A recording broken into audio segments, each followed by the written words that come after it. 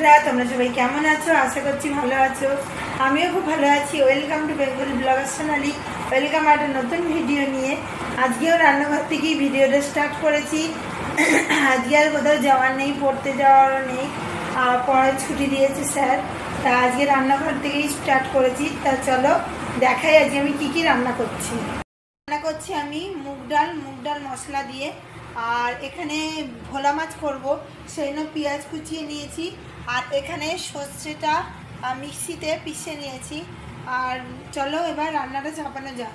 ডালটা হয়ে গেছে, ডালটা নামিয়ে নেবো। আর করবো এখানে বেতো শাক নিয়ে নিয়েছি, কাটবো। আর বাঁধাকপির তরকারি চিংড়ি মাছ দিয়ে। তা চলো বন্ধুরা দেখতে থাকো, আশা করছি ভালো লাগবে। করার জন্য ভোলা মাছ নিয়ে নিয়েছি আমি কয়েক টুকরো। আর এখানে 2 টেবিল চামচের মতো তেল নিয়ে নিয়েছি। আর পেঁয়াজ তো কাটাই আছে। তেলটা গরম হয়ে গেলে দিয়ে দেবো কালো জিরে ফোড়ন দিয়ে দিয়েছি। আর 2টো মাঝারি সাইজের পেঁয়াজ কেটে নিয়েছি। পেঁয়াজগুলো একটু বাদামি কালার ধরলে তারপরে আমি যে সর্ষে আর বেটাটা বানিয়ে রেখেছি ওটা দিয়ে দেবো। যে হালকা করে পেঁয়াজটা ভেজে নিতে হবে, খুব বেশি লাল না, খুব বেশি যাতে পুড়েও না যায়। এই রেসিপিটা একবার ট্রাই করে দেখলে যারা ভোলা মাছ খাও না তারাও খাবে। আর ভেটকি মাছের মতো পুরো স্বাদ হবে। আচ্ছা, হালকা করে ব্রাউন কালার করে ভেজে, হালকা বাদামি কালার ধরে গেছে। এবার আমি সর্ষে বাটাটা প্রথমে দিয়ে দেবো। সর্ষে বাটাটা করে রেখেছি ওটা আমি এর মধ্যে দিয়ে দিলাম। দিয়ে আর একটু জল দেবো।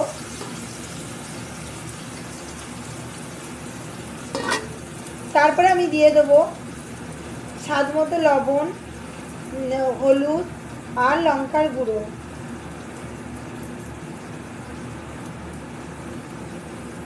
পুরো সর্ষের পেস্টটা আমি দিয়ে দিলাম। আর একটু জল দিয়ে রেখে দিই, সর্ষে কষানোর জন্য সুবিধা হবে, সেই জন্য একটু জল দিয়েও রাখলাম। এর মধ্যে আমি দিয়ে দেবো লবণ পরিমাণ মতো, বেশি দেবো না, 1.5 চামচের মতো দিয়ে দেবো। আর একটু সামান্য দিলাম। আর দিয়ে দেবো এর মধ্যে হলুদ গুঁড়ো দেবো 2 থেকে 3 চামচের মতো। আর দিয়ে দেবো লঙ্কার গুঁড়ো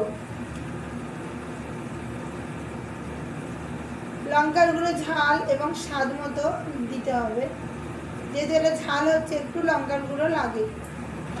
সব উপকরণ আমার দেওয়া হয়ে গেল। এবার পেঁয়াজ আর মশলাগুলো দিয়ে ভালো করে কষিয়ে নিতে হবে। পরিমাণগুলো ঠিকঠাক দিতে হবে। এবার ভালো করে কষিয়ে নেবো যতক্ষণ না কাঁচা মশলার গন্ধ আর তেলটা ছেড়ে আসছে। আর বাটিতে আমি জলটা নিয়ে নিলাম, এটা দিয়েই পুরো কষানোটা করব। দেখো কালারটা কত সুন্দর এসছে। ভালো করে নেড়ে ছেড়ে কষিয়ে নিতে হবে যতক্ষণ না তেল ছেড়ে আসছে। মশলা আমার ভালো করে কষানো হয়ে গেছে আর কাঁচা মশলার গন্ধটাও দূর হয়ে গেছে। এর মধ্যে আমি দিয়ে দেবো পরিমাণ মতো জল, আরও জল লাগবে। আর যেহেতু এটা ঝাল করব, খুব বেশি জল না দিলেও চলবে, কিন্তু তাও আরেকটুখানি জল। বন্ধুরা এবার ঝোল ফোটার অপেক্ষায় থাকবো। আর তার মধ্যেই মাছগুলোও দিয়ে দেবো। হালকা করে ভোলা মাছটা ভেজে নেওয়া হয়েছে, খুব বেশি ভাজলে হবে না, হালকা করে। আর ঝোলটা এবার ফোটার পালা। অনেক 500-র মতো আমি মাছ নিয়ে নিয়েছি, দিয়ে একবারে ঝাল করছি। যারা ভোলা মাছ খাও না এরকমভাবে বানিয়ে খেয়ে দেখো, খেতে কিন্তু দারুণ টেস্টি লাগে। মাছগুলো দিয়েও ভালো করে এরম করে দিলাম। আর নামাবার আগে একটু ধনেপাতা ছিটিয়ে দিতে হবে। আর এর মধ্যে আমি দুটো কি 3টে কাঁচা লঙ্কা চিড়ে দিচ্ছি। 2 থেকে 3টে কাঁচা লঙ্কা চিড়ে দিয়েছি। এবার ঝোলটা ফুটতে থাকুক, আমি ততক্ষণে বাঁধাকপিটা কেটে ফেলি। বন্ধুরা, ভোলা মাছের ঝাল আমার হয়ে গেছে সর্ষে বাটা দিয়ে। আর এই রেসিপিটা অবশ্যই ট্রাই করে তোমরা দেখো, খেতে কিন্তু পুরো ভেটকি মাছের স্বাদে খেতে লাগবে। আর কালারটা খুব সুন্দর এসছে। আর ধনে পাতা এর উপর দিয়ে দিয়েছি, আর তার সাথে 3টে কাঁচা লঙ্কা।